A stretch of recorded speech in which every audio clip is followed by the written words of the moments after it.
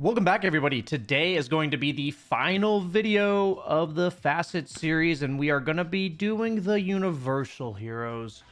As to wrap it up, we shall do the all-encompassing, a little bit of everything heroes. So, without further ado, which Facet is best for each Universal Hero? Let's talk about it here and now. So first and foremost, we have Abaddon. So that his first one is the Quickening. Every time a unit dies with a 900 range, his cooldowns go by 0.2 seconds, and when a hero dies, it's 4 seconds. So that one just seems overall really nice, because your shield's about 6 seconds when it's maxed out. And then in the laning stage, you know, you can spam spells a little bit more often. I feel like in the laning stage, you're probably limited by mana, so this is mainly has to do with team fights. Looks like heroes on both sides count. So I like this one overall. It's going to have decent utility, but it's also going to be kind of hard to like keep track of like, oh, my ability is suddenly up again. You have to be quick on your fingers. But I think with getting used to, it'll be impactful. While the other one is that the damage barrier is increased. They have nerfed it. It's not 50% anymore. It's like 40%. But no longer does a burst of damage on expiration. Whenever damage is dealt to the barrier, enemies with a 675 range take damage equal to 80% of the absorption amount. But most importantly, the duration and cooldown increased by 2 seconds. So the cooldown is 6 seconds. And I think a lot about the shield for Abaddon is, first off, when you're farming or trying to clear a creep wave even as support, you shield yourself or a creep, and then you shield it again, breaking the previous shield, which nukes. So in the case that the shield is increased from 6 to 8 seconds, that feels pretty bad, in my opinion. But it was the one that was nerfed, so maybe it was getting taken more often, but I would lean towards the Quickening. But I also haven't seen very much Abaddon in this patch, so it seems like both have viability. The second one changes the way Abaddon plays, while the first one kind of amps up the current Abaddon. So next up, we got Bane. I feel like he's got two of the most underwhelming facets, and it's a lot of the reason that we saw Bane before this patch, but I don't feel like we see him much anymore. First one is that he no longer gets attack speed from Nightmare on default, but now it's put into a facet, which we've talked about this. Kind of sucks when they just took something and then put it in a facet.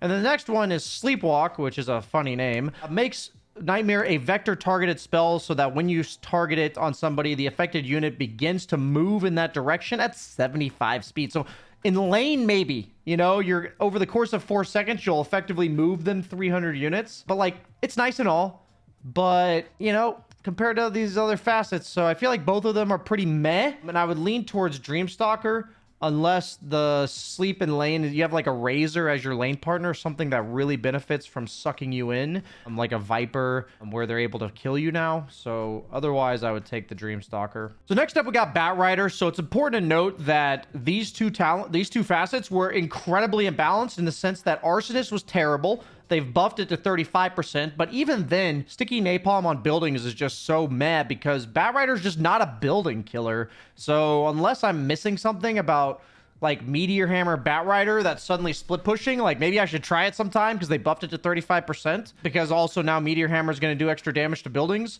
Other than that, I feel like the other one's just strictly better. Despite the fact that it has been nerfed, it now scales with Flaming Lasso. So instead of just this, it now starts much lower and then eventually hits that threshold. I still think Stoked is way better. I'm pretty stoked about that one. But overall, if you want to try some Meteor Hammer shenanigans where you're split pushing with Batrider, the enemy doesn't have much pick off, and you feel like it's hard to team fight them, they have heroes like Abaddon or Oracle that make team fighting them difficult because they break your lasso. Other than those heroes, I would always go for Stoked. So he's got two facets for Beastmaster. Wild Hunt, which is bonus attack speed from Inner Beast, is increased by that much per unit controlled by Beastmaster under the effect of his aura. The next one is Beast Mode, which can be activated to increase his attack speed, which has been buffed to a max of 50 at the highest level. While this effect is active, his attacks will apply Wild Axe debuff of the current level. So we've been seeing pretty much only Beast Mode because people are going for the Ags BKB Blink is what pretty much everyone's doing. So if you're going for the Ags build, Beast Mode is strictly better. If you're going for the Wild Hunt, then it's good for Beastmaster's summons because, or it just benefits the entire team because you're more of like an aura, you're the Helm of the Overlord. But right now the Ags build is what's popular, but it's pretty straightforward. Helm of the Overlord on the left here and Ags on the right. So for Brewmaster, we have two facets. Again, we got Roll Out the Barrel, which basically turns a Cinderbrew into like a line targeted spell. And they nerfed the damage on it, so it's only 100 damage at max level, which kind of sucks. But the other one is Drunken Master. When brewed up, Brewmaster moves with a varying amount of move speed, altering between 20% slower and 50% faster. Seems like a lot of people are taking the rolled out from what I've seen, but I think a lot of it's like, how much do you want to get in there? The reason why I think the getting in there part is not as prevalent now is because Brewmaster is just going like brown boots radiance with like double bracer. So they're more like kiting the fight, which makes roll out the barrel better because it replaces your like run in there and short range version of Cinder Brew. Pretty much comes down to, are you looking to kite on the outskirts of the fight with roll out the barrel, or are you looking to like get in there up in their grill with Drunken Master? So Broodmother, her necrotic webs is enemies within their web have their health regen reduced. It's now been buffed to 15, 20, 25, 30, which is honestly impactful, especially in the laning phase. Like, you do max out spin web usually, and Broodmother's always been a sustain hero, and a lot of the heroes that counter her are like Bristles, who go like Vanguard and stuff. You know, 30% regen reduction on against heroes like Bristle, who purely operate on regen. Very annoying, pretty much makes you boot everyone out of lane, and it applies later too. 30%, like it's not just in lane, like it's a percent scale, so later on in the game it also has application. The other one is that Insatiable Hunger applies bonus to all spiderlings under Broodmother's control in an 800 radius, which is also pretty insane if you don't have any way to clear the spiders. So I think a lot of it has to do with, like, is the minus regen really strong in that game, or do they have no way to deal with spiders? Pretty straightforward. Both of them seem very situationally powerful. Chen. So we're going to be pretty straightforward here with Chen because he's got a bajillion facets. Each one chooses which creep he's going to summon at the beginning. There's a lot you can do with each creep.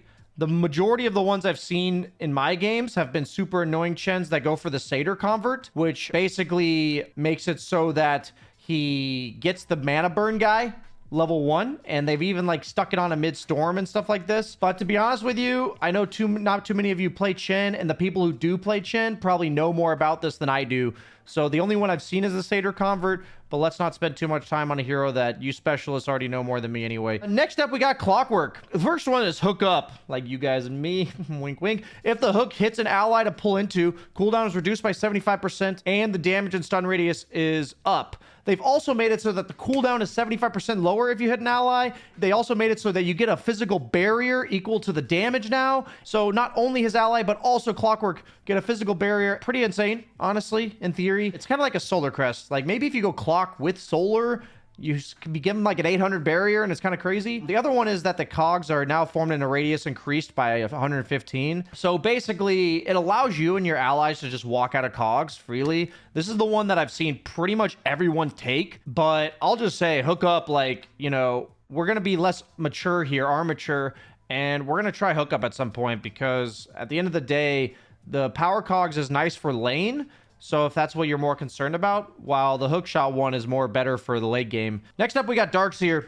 So Quick Wit gives him attack speed per each point of intelligence. It's important to note that he also gains intelligence if either of his other attributes are higher level. And this ends up amounting to like 20 attack speed in lane, and then like 50 attack speed later, unless you're going for some right click build. So I'll just be honest, unless you're going like Echo Saber Ags Harpoon, I don't see Quick Wit ever being worth it. I've played 8 games of Darkseer. I was 4-0 with Heart of Battle and 0-4 with Quick Wit. I know that's a small sample size, but that's pretty much how it felt. They did nerf Heart of Battle to only be 7% of his movement speed of his all allies within 900 radius. But in lane, you're faster. In team fights, you're a fucking race car. Everybody who you surge gives you move speed. So Heart of Battle overall feels really nice, because in team fights, you don't want to have to surge yourself, and this makes it so you pretty much never have to.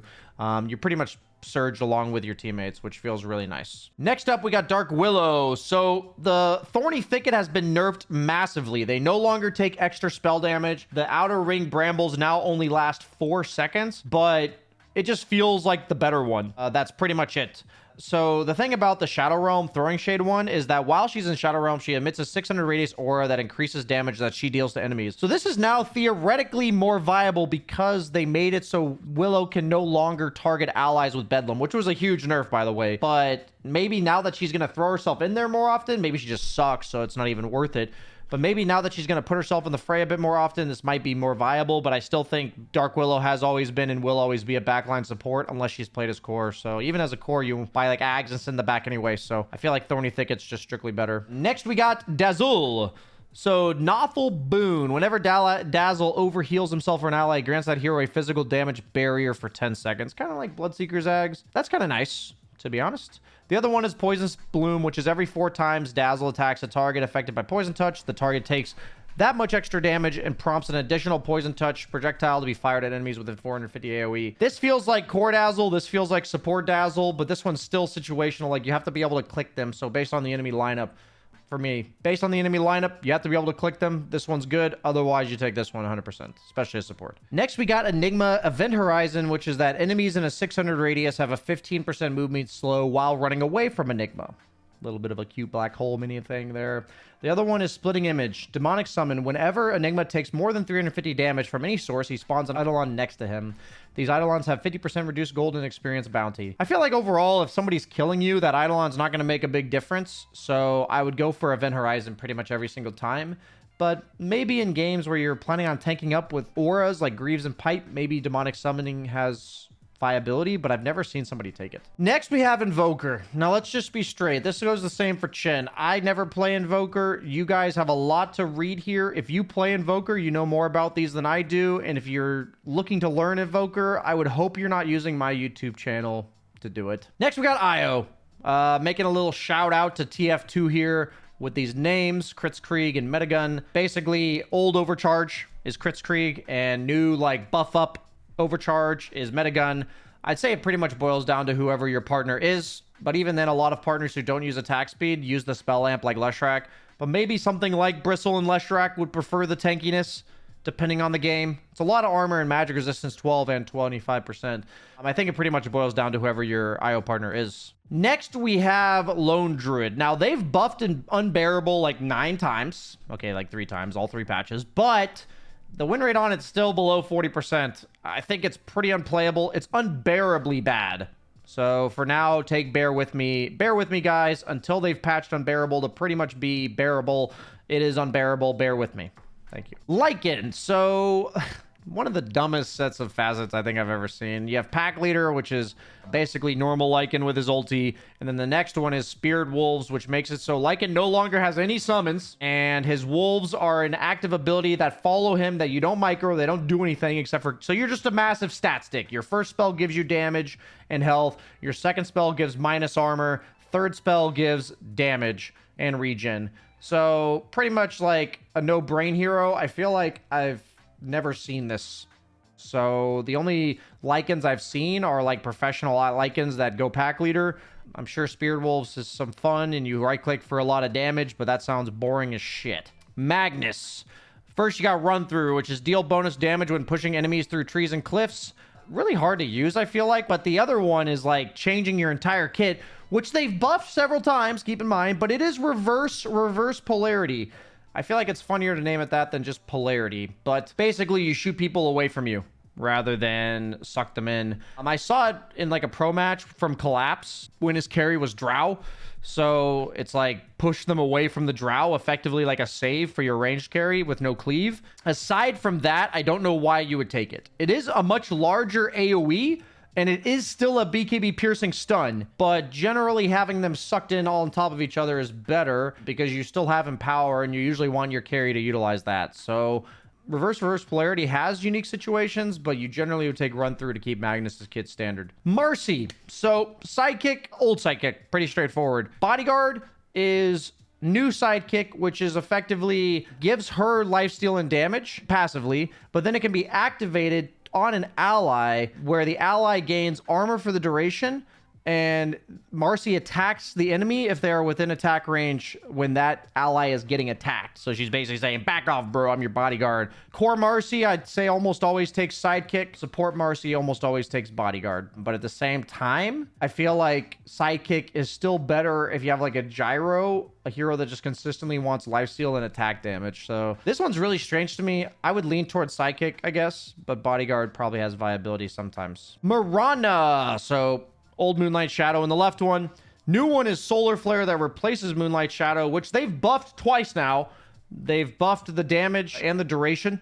So basically it's an old Troll Warlord ulti that builds up over time. It's now 18 seconds and it buffs 10, 15, 20. So pretty cool with the right heroes, like a Slardar off lane or like a Spear Breaker or any really hero that bashes Void, Faceless Void, heroes that base on attack procs. Solar Flare seems pretty strong in those situations. It's a lot of damage in over a course of 18 seconds. Nyx Assassin. So Nyx mana burn is that Nyx's abilities and items burn a percentage of your current mana on affected enemies. Triggers only on spells that deal 100 damage or more before reductions.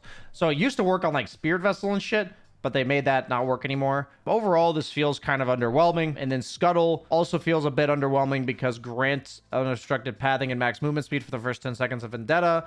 Overall, I would say that Vendetta's never really used to escape, and if you're using it to catch somebody, it's like nice to get there a bit faster. I don't know. Both seem kind of mad, but I'd say like if you feel like the fights are going to go a bit long and they have heroes like Bristle or Slark that are going to be like up in your face and all you got to do is burn their mana to kill them, then I'd go mana burn.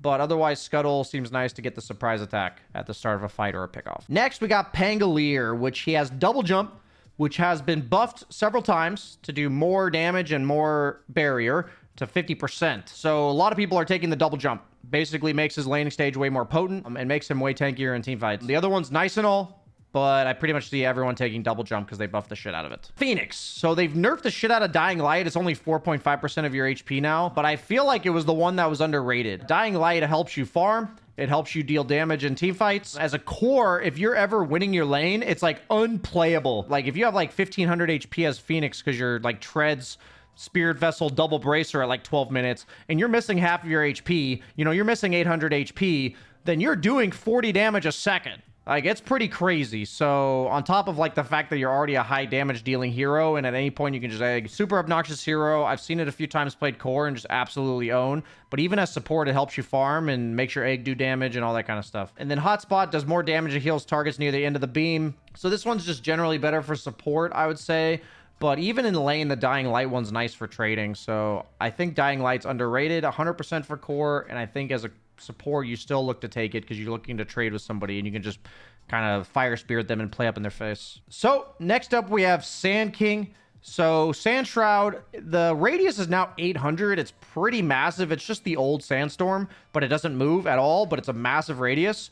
So this one was originally unplayable, but then they buffed it to 800 radius, which is nice. It's actually really nice against matchups where it's hard to kind of like farm the map against people. But the other one, Dust Devil, has also been nerfed to shit. It does not center on you anymore with Burrow Strike, and they made the radius like 450. They made this a pencil dick sandstorm, guys. It used to be a nice girthy sandstorm, and now it's pencil dick shit.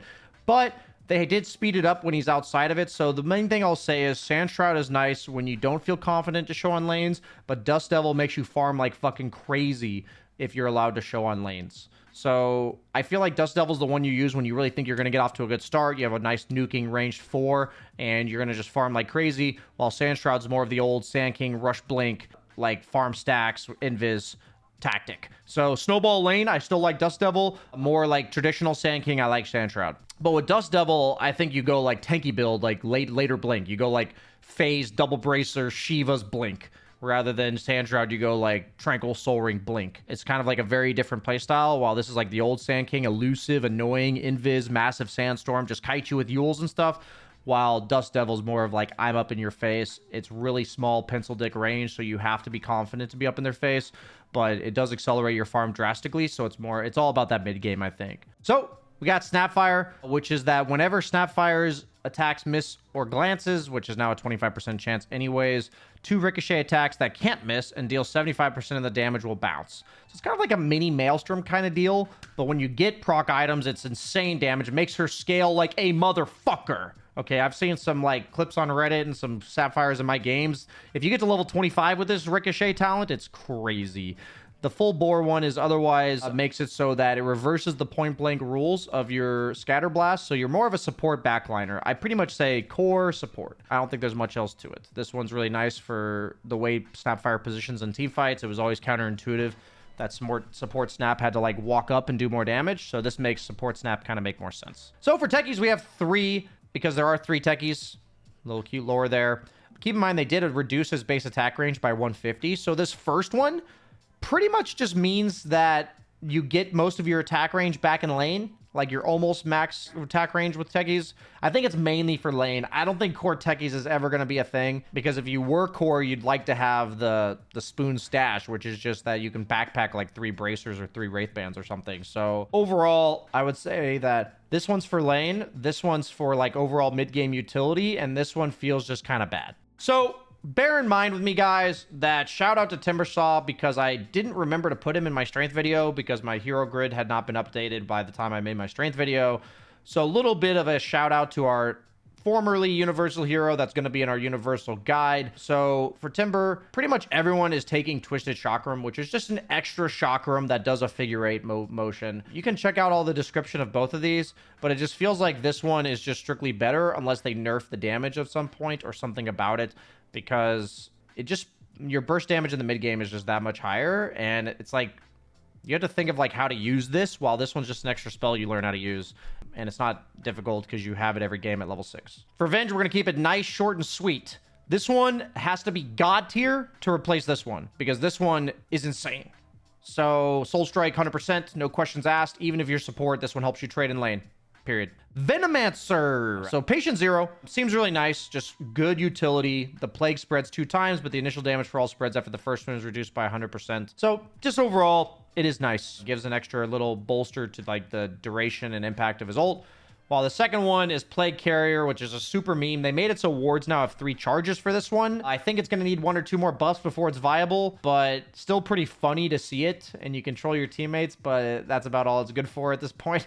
Visage. So basically they did the same to Visage as they did to Lycan, which is this one makes it so you no longer have to micro pretty much at all, while this one makes Grave Chill AoE. So I would say for now, unless they significantly buff faithful followers, if you're trying to play Visage, like, why are you trying to baby yourself? That, like, to me, I really don't like that they did this. For any hero that has summons and they want to give them a facet like this, they should have 3, right? They should have 2 normal ones to choose from and 1 like for beginners. But even then, as a beginner, you're not learning how to play the hero really. So I don't know.